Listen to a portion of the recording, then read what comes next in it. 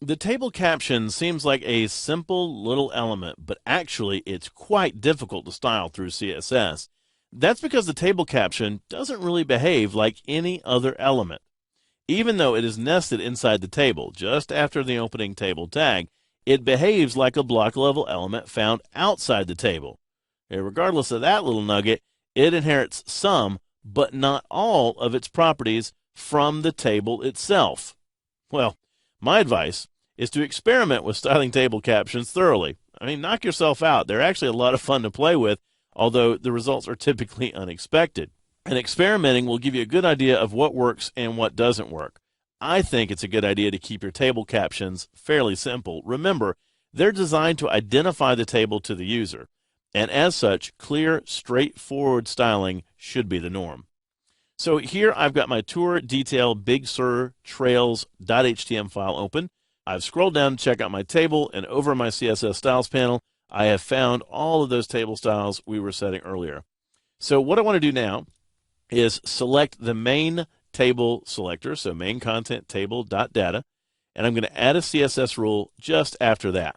Now, in this case, it's going to be a compound selector, and I'm going to type in pound main content space table.data space caption.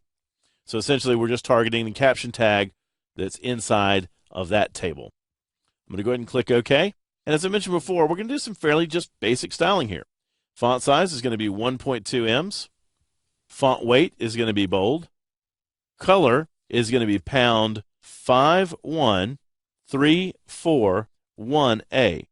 So 51341A. That's actually the color that we've been giving the remainder of the subheadings on the page. I'm going to switch to the block category, and for text align, I'm going to choose left. That will align the caption with the left edge of the table. Going to my box category, I'm going to set margin to 0. That'll zero out any default margins that browsers might have. And for padding, I'm going to deselect same for all and give it a bottom padding of 10 pixels. That should keep the caption 10 pixels away from the top of the table. When I click OK and save the file, I can see that my caption is now acting much like many of the other headings we have in here. Now, we could have changed the font to make it look exactly like these headings, but I think keeping the typography similar to the table helps those two items relate a little bit better.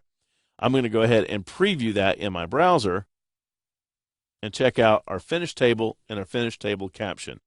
Now, if you're looking for a more thorough overview of styling table captions, I recommend my Dreamweaver CSS Essential Titles in the lynda.com online training library, where I spent a lot more time talking about styling captions. Well, there you have it. It's an accessible style table, free of default HTML rendering and properties, and designed with usability in mind. Presenting tabular data doesn't have to be boring, static, or basic when striving for accessibility. Far from it. The extra structure of accessible tables gives us additional styling attributes which we can use to make our tables engaging user experiences.